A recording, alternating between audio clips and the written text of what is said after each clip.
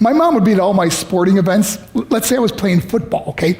My mother would be on the sidelines, and if the play on the field started going one way, my mother would run along like, Mark, get him, get him! I'd be like, oh my gosh. I'd get in the huddle with the other guys, they go, Mark, is that your mother? I go, no, I never saw her before in my life. See, the greatest gift my mother ever gave me, she believed in me. I have overdosed on drugs on 3 occasions where I should have been dead. But I believe I was kept here for a reason. You show me your friends, I will show you your future. How do I know this?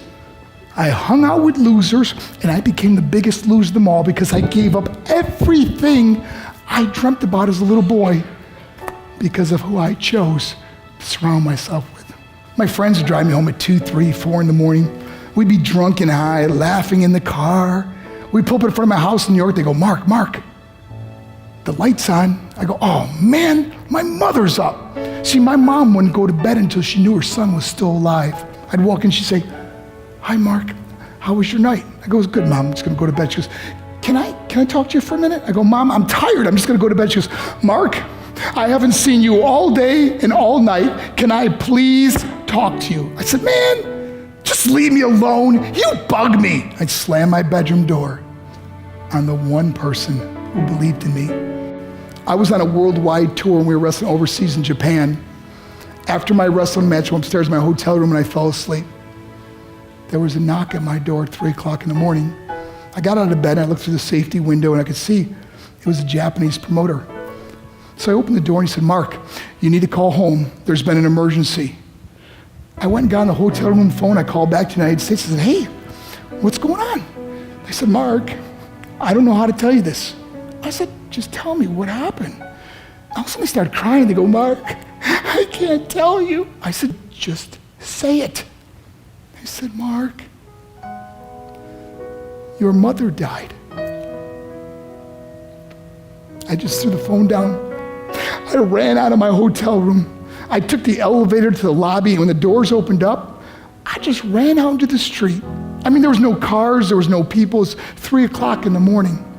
And I walked down the middle of a street in Hiroshima, Japan, and I remember looking up and just saying, Mom, I am so sorry. I flew home for her funeral, and I was so nervous to walk up to her casket, so I just stood way in the back. And I kept looking from a distance. I kept thinking to myself, Mom, please wake up. Please get up. And then I finally got the nerve to walk up to her. And as I got closer, I could see my mom for the first time. I mean, she was so beautiful.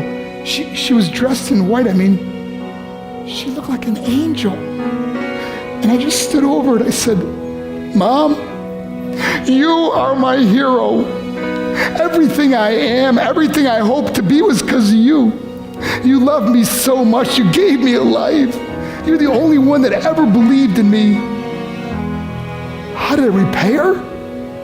By getting drunk, by getting high, by getting stupid, by hanging out with losers? For what? All she ever wanted to do was talk to me. I wish I could talk to you now, Mom. I wish you could see what I'm doing. Why couldn't I have been a better son? We are defined by our choices. But if you surround yourself with people involved in drugs and alcohol and pills, it's a dead end. I'm not here to preach to you. I'm here to tell you I lived that life. It leads to broken hearts, broken relationships, broken dreams, and death. For what? To get high? If you have a mother or a father, when you go home, tell them how much you love them. See, my whole life was about being rich and famous. I had to be a millionaire. I had to win the race.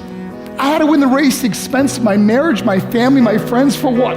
To be all alone in the world? I learned what is truly important, and that is how precious this gift of life is, and our families, and how quickly it can be taken away. See, I no longer live in time, I live in moments. See, it's not what's in your pocket that matters, it's what's in your heart that truly matters. Love Love is just a word until somebody comes along and gives it meaning. You're the meaning.